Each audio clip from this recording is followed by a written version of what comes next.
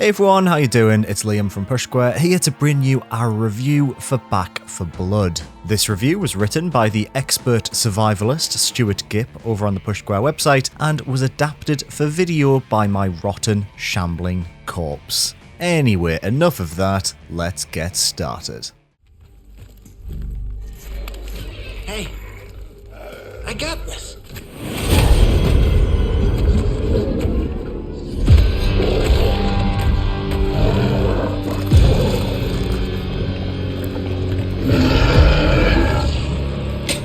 On second thought. This isn't Left 4 Dead 3, but it is Left 4 Dead 3. But it's Back 4 Blood?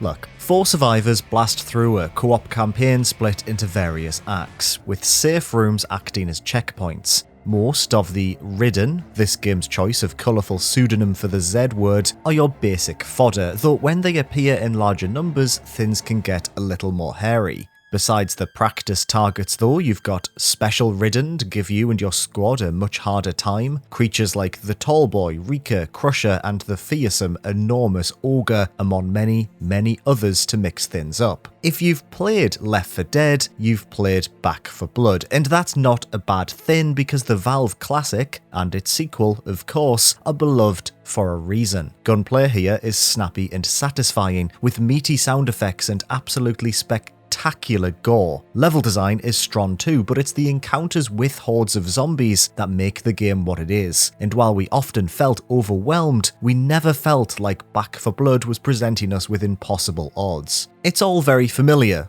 then, but in a way that feels rather snug and comforting rather than derivative and same old. It's ostensibly about getting from A to B, where A is a safe room and B is, well, another safe room. Each scenario has multiple chapters with a variety of well-crafted, wide linear maps that offer copious set pieces, secrets, and most importantly, a seemingly and actually never-ending stream of Ridden to blast into meaty chunks. Replay value is the name of the game here, and it's given focus via the director system that ensures, so saith the marketing, no 2 sessions will ever be identical. Said director, through faceless, voiceless AI, will play corruption cards that change the rules of each mission, another one being procced with each new area you reach. These cards have varying effects, such as increasing the count of particular Ridden types, or simply making them more lethal. You'll also get cards that affect your visibility with a thick, pallid fog blanketing the ground. It's not all bad though. Some challenges offer a risk-reward system, such as having you ferry objects all the way from the start to the finish, taking up valuable inventory space. It's worth it, though, to be rewarded with more copper.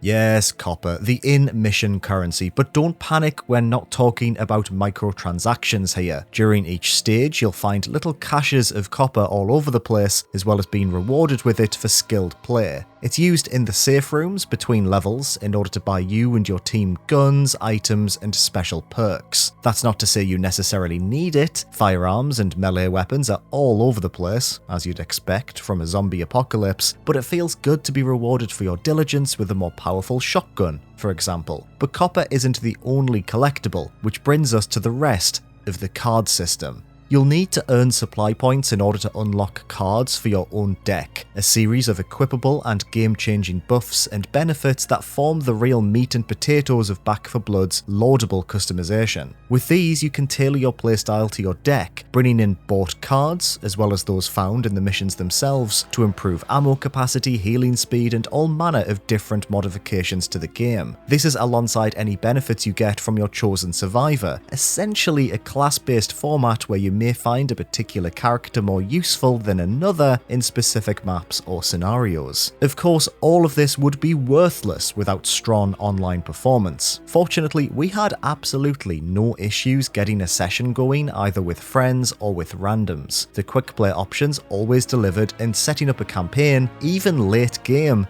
never saw us waiting for long. We wish we could tell you it was equally good in single player, but it's not. You can't earn supply points playing alone, a bizarre choice considering there's really no good reason whatsoever for this limitation. That said, it's unlikely that solo is going to be anyone's major focus, especially since the bots that will fire out a rare incomplete team are so slack whenever it comes to reviving an incapacitated player. Stick with randoms or your mates, we say. Back 4 Blood shines with friends and you'll have an absolute riot regardless of your natural skill level. We wish that Left 4 Dead 2's console split screen would make a return though. Speaking of which, the PvP in Left 4 Dead 2 was really popular, but Back 4 Blood's implementation of a similarish mode called Swarm feels almost insultingly bare bones. Players take control of both survivors and an army of Ridden, but it has none of the nuance or tactical scope of Left 4 Dead's beloved Versus mode. It almost feels like an afterthought, and one that should absolutely be addressed in future updates and or patches. At least it's a graphical treat, running at the slick 60 frames per second you'd expect from the PlayStation 5, with vivid colours and lighting that we think, and whisper it, outdoes the Xbox Series X's very slightly more washed out look, though both run on the same 4K resolution. Being cross-gen, we're sure that it could in theory look better, but you'll hardly have time to complain about the aesthetics when you're shoulder deep in Ridden entrails. Having spent a lot of time with Back 4 Blood, we think it's well worth your time and, crucially, your money. It's just a lot of fun blowing Ridden heads off or smashing them with a baseball bat like a watermelon in an anime beach episode. It doesn't really deliver a compelling experience solo, the bots are just a touch too stupid for that, but Back 4 Blood ought to become a multiplayer fixture for the rest of the generation to come. Unless they bring out Back 4 Blood 2 in like a year.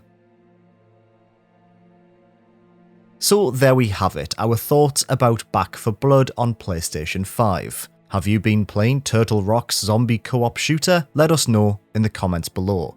If you enjoyed this video, please do consider giving it a like and make sure to subscribe to Push Square for everything PlayStation. Thank you as always for watching.